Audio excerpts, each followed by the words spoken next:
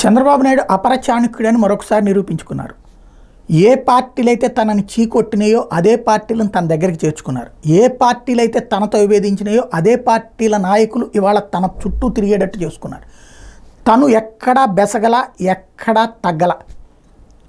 వెంటనే అంటారు అక్కడికి వెళ్ళి కాళ్ళు పట్టుకున్నారు, ఇక్కడికి వెళ్ళి కాళ్ళు పట్టుకున్నారు. అది మనం పత్రికల్లో రాసుకున్న వార్తలు తప్పించి చంద్రబాబు తను అనుకున్నదే చేయగలిగారు. తనకి పెద్దగా ఉపయోగపడని సీట్లని జనసేనకి ఇచ్చారు. అలాగే తనకి ఉపయోగపడే సీట్లలో జనసేనకి ఇచ్చినట్టే ఇచ్చి తెలుగుదేశం వాళ్ళని తీసుకెళ్ళి అక్కడ చేర్చి వాళ్ళకి ఇప్పించారు.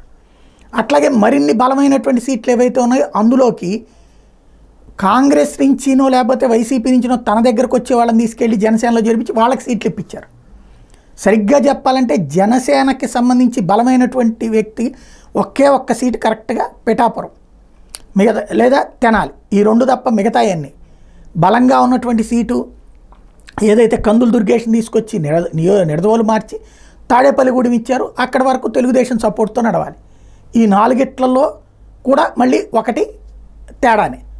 మిగతా వాటిట్లో అటు పెందుర్తి, కాకినాడ రూరల్ వీటన్నిటి విజయ అవకాశాలు బలంగా కనుక తెలుగుదేశానికి ఉంటే ఖచ్చితంగా తీసేసుకున్నారు తెలుగుదేశమే.